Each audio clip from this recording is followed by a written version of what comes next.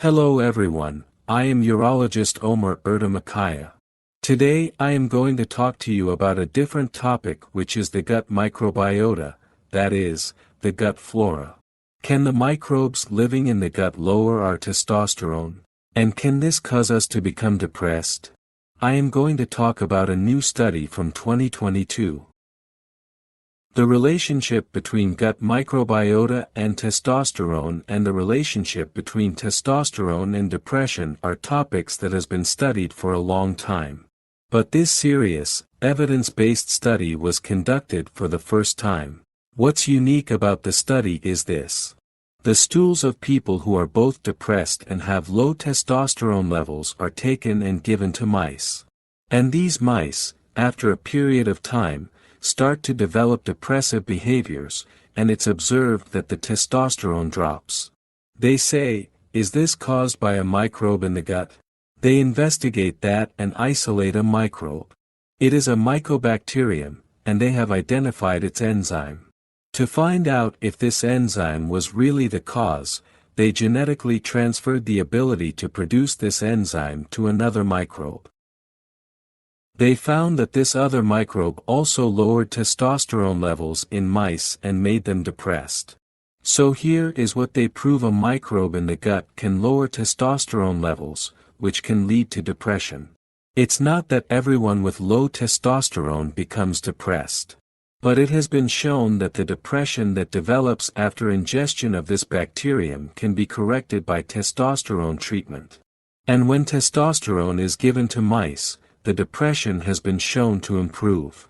At the same time, it has been shown that the depressive episodes in mice disappeared after antibiotics were administered to remove this microbe from the gut, and testosterone returned to its previous level. This particular case is actually a first-of-its-kind study. Because if we look at the metabolism of testosterone, after it is produced in the testicles, it is combined with bile acids in the liver and excreted into the intestine. The intestines reabsorb some of the testosterone, and the testosterone enters the bloodstream again. And in this cycle, the testosterone is used again. That's the case in most sexes. But if there are bacteria in the gut that metabolize testosterone, the return of testosterone is also reduced.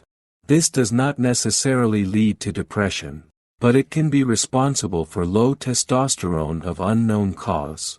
Here we can say that this is already ensured, because it has been found that this improves when testosterone treatment is performed to see if this low testosterone causes depression. The intestines are one of the most important organs in the body, filtering the food that enters the body by absorbing what is healthy for the body and removing the unusable from the body. In other words, the health of the body actually begins in the intestines. Because the intestines take care of what goes in and out of the body. And this elimination system of the intestines is a situation that has evolved over thousands of millions of years. But our food industry has changed a lot in the last 100 years. Thousands, tens of thousands of substances have come in. And that, of course, confuses the gut a little bit. Because the gut cannot make such a rapid adaptation. It's not possible to make that adjustment in 100 years. What can be done here? The intestinal flora can be completely changed. With antibiotics, the intestinal flora can be changed, and the microbes in the intestine can be completely removed. Instead, it is more important for our health to make sure that healthy bacteria live by taking them orally. One can eat more natural and organic foods. Or a diet plan can be made to ensure the survival of the friendly bacteria in the gut. Restoration of intestinal flora and building a new intestinal flora is mainly done in functional medicine. We are what we eat and drink. Can our intestines also eat what we eat and drink? One of the most obvious indicators of this is that in 3 out of 10 patients to whom we give the same brand of vitamins, we see an increase in vitamin levels in a month. In the other 3 patients we see no increase, and in 4, we see a slight increase. In other words, any antibiotic that we take orally cannot somehow be absorbed from our gut and pass into our blood. That's actually an important detail. Since we take vitamins but often do not know if they work or not, we do not check them. That actually shows if our gut functions properly, but in order for the gut to function properly, we need to have friendly bacteria in our gut. Thank you very much for listening and best regards.